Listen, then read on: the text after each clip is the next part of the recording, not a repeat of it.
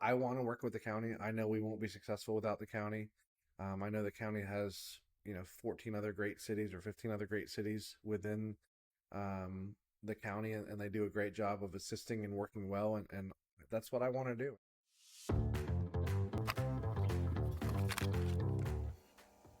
Hey, everybody, my name is Michael Coker. I'm the mayor of the City of Mulberry, and I have a special guest today. The mayor pro tem of the City of Mulberry here is here with me, Michael Rudnick. And so we're going to talk a little bit to Mayor pro tem Rudnick, get to know him, talk about who he is, and learn a little bit about why he wanted to serve the City of Mulberry. So why don't you start by just kind of saying your name, talk a little bit about yourself, where are you from, those kind of things. Sure, absolutely. I appreciate it. Thanks for having me on.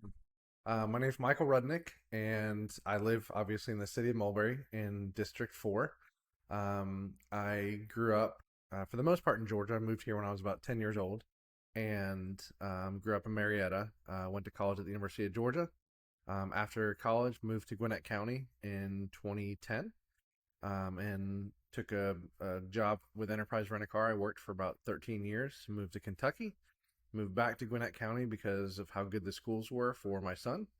And I've been back in Gwinnett County since I left for about 2.5 years, but I've been back since 2018. And we targeted the city of what is now Mulberry to move back specifically for the community that we live in, the culture, the people, and the camaraderie of our community. So let's talk a little bit about that. You said you kind of targeted Mulberry. What is it about the City of Mulberry that you love? Honestly, it's the quietness of the community. If you go 10 minutes north, you're in the country. If you go 10 minutes south, you have the Mall of Georgia. So you've got a little bit of both, and I really feel like we're the last beacon of Gwinnett County that has that feel.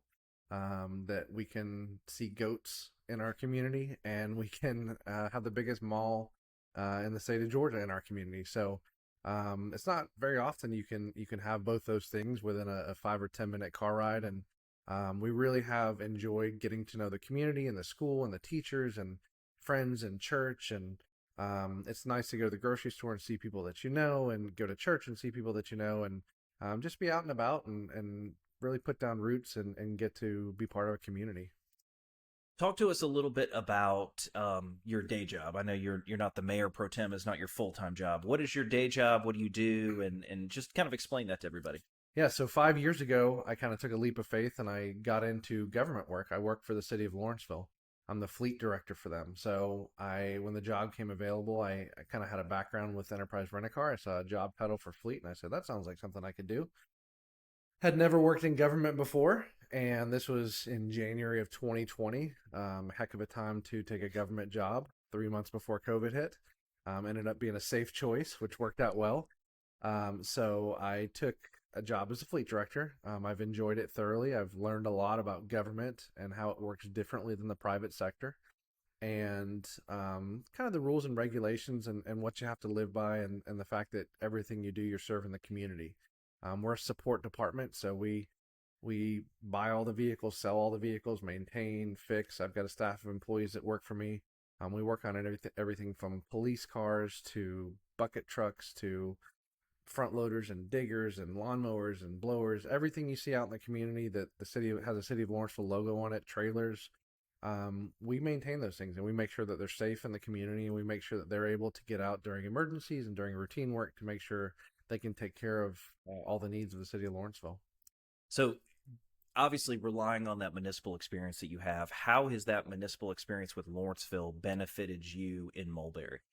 So I think I was able to come in and really, in a 100-yard race, maybe be 25 yards ahead. My learning curve wasn't as high, or wasn't as big for me to learn how government works, how government operates. We've had many conversations with yourself and different council members that why can't we just do this, or why can't we just do this faster? And it's a learning curve, but it does take longer to do things in the government. You just have to make sure that the I's are dotted and the T's are crossed. You got to make sure that things are done competitively and everyone has a fair chance. And those things take a little bit longer. You have a council meeting and you do your business at the council meeting. Well, the next major decisions really can't be made till the next council meeting. So you've got to wait a couple weeks, and that can be frustrating for a lot of people. I had to learn that myself when I wanted to buy vehicles.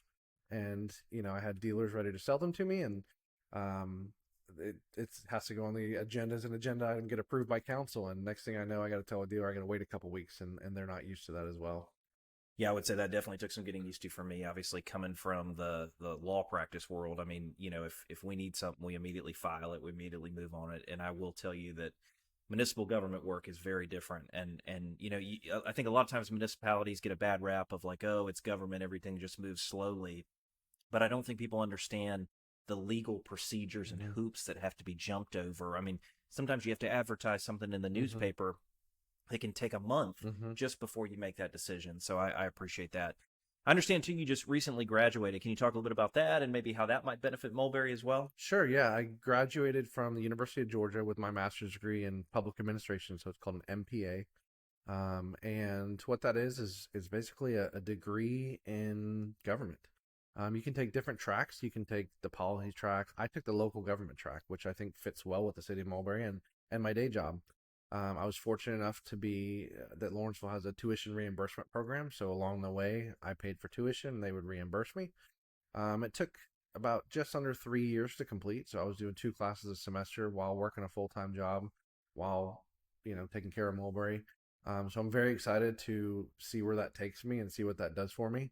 I definitely think there's a lot of classwork that I've been able to apply not only to Lawrenceville but the city of Mulberry.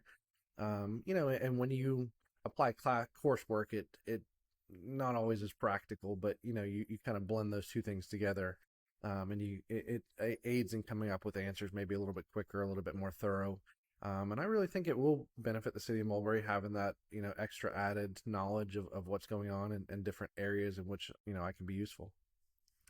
Obviously, Lawrenceville, you have an existing city that's over 200 years old, Hmm. right? And then you have Mulberry, which is just started, what, a period of less than 6 months ago. Can you talk a little bit about the differences between the two and kind of how you've been able to kind of navigate those differences? Yeah, there's stark differences. Lawrenceville, like you said, is established, and we've got a purchasing department, and we've got a fleet department, and we've got utilities, and we've got an HR department, and a city manager, and just everything is working and flowing. We can focus on big projects like building hotels and running an art center and different events that we run every single weekend in the city. Having over 300 vehicles and equipment in the city. Mulberry, we're focused on things like, are we going to be able to get a lease for our city hall? Are we going to find a city hall? Are we going to hire a city manager? Are we going to get a copy machine for the office? And we're starting a business is the way I look at it, from scratch. And it's fun. It's fun to me. It's challenging. There can be different challenges day to day, different challenges every single day, and you really wake up with a different challenge every day, and you go to battle, and you hope to get to a resolution quickly, and you hope to make the right decision, and you have a lot of people around you that are helping make those decisions that you've got to trust. But I really, we've been a city for a little over 4 months now, and we've done things like gotten a city hall and got a copier and hired a city manager and hired a city clerk, and we had our first court recently, and so we've done a lot of things to move things along. We've got a lot of work left to do, but there are very stark differences between a 200-year-old city and a 4-month-old city. What would you say has been your favorite aspect of being involved in the Mulberry startup process so far? Talking to residents and constituents, helping them with problems that they have or issues that they have, or pointing them in the right direction. I had someone call me yesterday that was having a dispute with a neighbor. It ended up being an HOA issue, but I was able to talk to her for 20 minutes and point her in the right direction. If it wasn't going to be an HOA issue, who to talk to at the city of Mulberry, who to reach out to for that assistance. We've got some great people between the council and the city manager and the clerk and other staff that we have that are really knowledgeable and able to help not only myself but any constituent that I point in the right direction, helping business owners. I've got people that I've become friends with that are business owners that have need help with permit processes and inspection processes. and to see them open their business and have their first day, and to see Mulberry, to walk in and see a City of Mulberry business license on the wall is pretty cool. I remember I went to the car wash and I think I sent you a picture. I said, "Oh my gosh, this is the first City of Mulberry business That's license right. I've seen." And yeah, it makes you proud. Like we're a real city, and that's really neat to think about. Yeah, I agree. I think that's one of the most one of my favorite things too is it's just kind of you can the excitement's almost palpable. Like you can feel it. Like people are just excited about the Hmm. city. They're excited about the future. I mean, everybody's come up to me and been like, "Hey, I've got this great idea. I think the city should do this or that or whatever." Um, and it's just cool that people are talking. I Hmm. think that's one of the biggest issues with today, right? People don't talk to their neighbors anymore. You don't know the people that live in your community in a lot of times, but I think Mulberry has changed that in that we've created this environment now where there's this sense of community and people coming together and Hmm. asking, "How can I help? What can I do?" So I feel that and I get that 100%. What would you say has been the biggest challenge so far with the city of Mulberry? Um, Unfortunately, it's been difficult getting the assistance we need to be as successful as we should be. And as much as we want to reach out to the county, the fact of the matter is the county's been difficult. I don't even want to say difficult. I want to say non-existent and difficult. It's I want to work with the county. I know we won't be successful without the county. I know the county has 14 other great cities or 15 other great cities within um, the county, and they do a great job of assisting and working well. And that's what I want to do. And I want to get to a point where we can all be at the same table and have dinner together and make tough decisions. And Mulberry can be included in those conversations as to what we can do for the county, what the county can do for us, and work cohesively together. So that's been tough.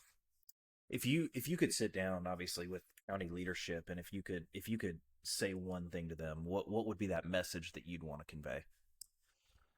That we are Gwinnetians. We are here to be the best citizens we can be the best government we can be. While all cities are competitive with each other, we want to be competitive in a family oriented way, knowing that Gwinnett is competitive against other counties, and we want to be the best county, and we want to be the best city in the best county. So whatever we need to do to get past any differences that we have, I can lay my head on my pillow at night and know that I wholeheartedly want to work with the county and make things good for everybody within not only the city but the county. Couldn't have said it better myself. I think that's very well said. I mean, I think that goes for all the council. I think we want to work with the county. We want to be good partners with the county. And so I hope that they'll hear this and take that advice and we can sit down and start that dialogue. Um, if you were gonna, obviously there's most people listen to this live in Mulberry, right? And just kind of want to know what's going on behind the scenes and what is a day to day like, in the city or for the council. Is there any story or anything you can share with them to kind of give them a little insight of what happens behind the scenes? Yeah, I mean, I think one thing as an elected official, you have to learn lines of communication and what sunshine laws are and what public meetings are. And I think we all had to learn that when we are having a public meeting, the public is there. And the only time we can communicate with each other as a group behind closed doors is an executive session. We can't make decisions for the city without the public being present. And so, there's day to day operations. There's times where, we stop by City Hall and I can tell you our city managers running around like crazy and getting things done and working with different people in different municipalities and jurisdictions. And myself, I have a weekly meeting with the city manager just to get updates and so I can stay informed. And those are some of the things that, between court and agendas coming from the city clerk and reviewing those and ordinances, it's a lot of work. And we put that time in, and I'm happy with the council that they all put the time in and they're knowledgeable when they walk in the door so that we can sit down and have an efficient meeting. I think our meetings from the first one we had till now have grown tremendously, and you do a great job leading those meetings, and we're just going to continue to get better by the month. And as we kind of start to wrap up here, if you were speaking to the citizens of Mulberry, and they wanted to know who Michael Rudnick is, why he volunteered to do this, why you kind of threw your hat in the ring, what's the message you want them to find out, or you want them to know about you as to why this is important for you? Well, the fact of the matter is, I am a citizen of Mulberry, and I knew that starting a city was going to be challenging. And I knew that I had the capabilities and the knowledge to get in there and jump in feet first to get this done. I knew that I was the best person for the job. And that's the reason I jumped in, was because I want this city to be successful. And I knew what would happen if we didn't have the right people in place. I agree. And if we didn't have the right people in place, I can't imagine where we would be today. We would be in a world of hurt. And I'm thankful every day for sometimes as difficult conversations as the council has, possibly, or debates we have. We can work things out and get to a resolution, get to an end result that's the best thing for the city. So I'm happy that I was able to run, get elected, and serve on the council. Yeah, and I mean, I'll echo that. I mean, you've been a huge blessing to me, both with your municipal knowledge, but also kind of just as a general calming force, right? I mean, like you said, we've been through some very difficult conversations, some very difficult, trying times with factors that seem to be outside of our control. And you've been great at kind of coming and saying, guys, like, let's calm down. Let's look at this rationally. Let's see what we can do that's best for the city. So I definitely appreciate that about you. My last question is there anything else that you want to tell everyone that you haven't already told them about the city or about anything that's been going on?